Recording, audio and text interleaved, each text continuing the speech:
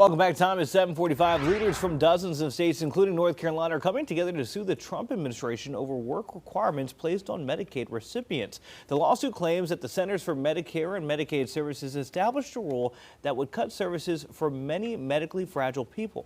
States say those people now have to jump through unnecessary hoops in order to get that care. However, the administration says it's necessary to combat fraud. All right, so joining us now is our chief legal analyst, Collie Frodes. We mentioned a lot of paperwork here. There are so many changes that are happening, and this is arguing that, this is going to be hard for people who simply cannot work to get what they need. But where did lawmakers, or where did this policy open the door for a lawsuit? Anytime a rule, because this is a rule, right? This isn't law from Congress, even though part of what implemented this and kickstarted this is from the big, beautiful bill. What we got here is with a rulemaking change with Dr. Oz and his committee, team, I should say, creating this policy specifically saying that you need to work, you need to volunteer at least, or I should say volunteer at least 80 hours per month.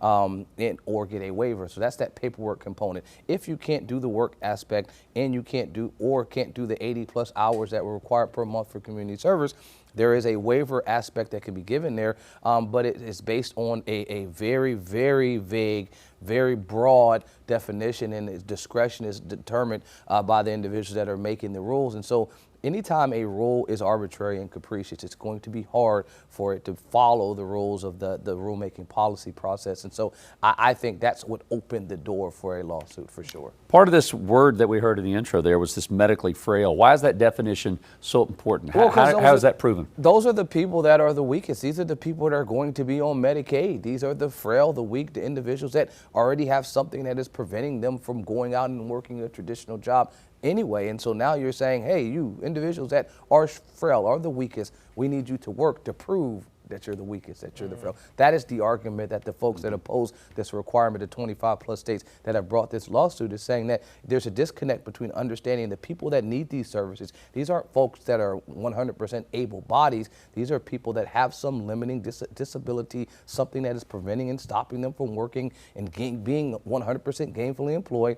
So now you're saying you the individuals at work requirements or at some community service requirements, so you can earn your ability to get this needed medical attention that you need. Khalif, we just talked kind of about those people.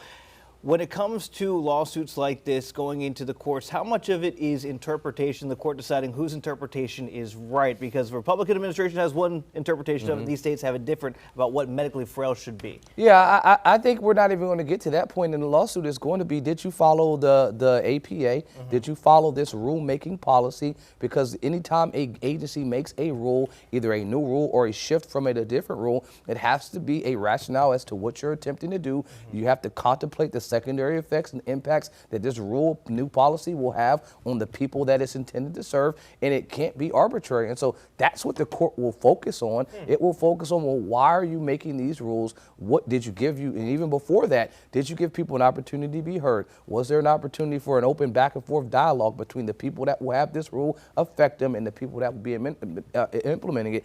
Those are the processes when you talk about that procedural due process that these states will argue that were not followed. In terms of the frail aspect, and that's why they keep hitting on it, that is the individuals that are being served.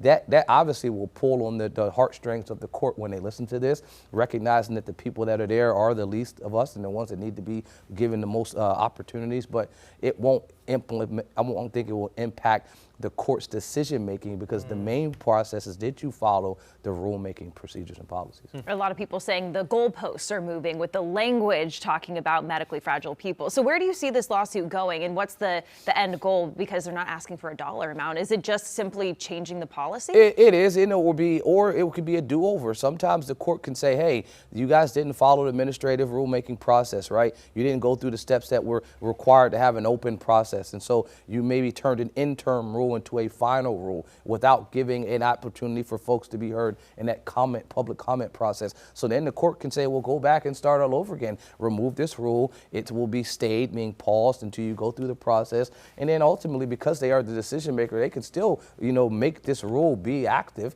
It just needs to, can you go back and do the things that needed to be done before we get to the final finish line, as you said, moving the goalpost.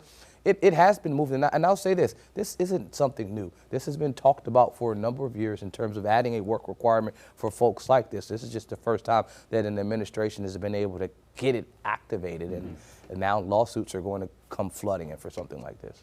All right, Khalif, thank you, sir. Appreciate that. More topics with Khalif coming up top of the next hour. Queen City News Plus. Just search Queen City News on your smart TV's app store.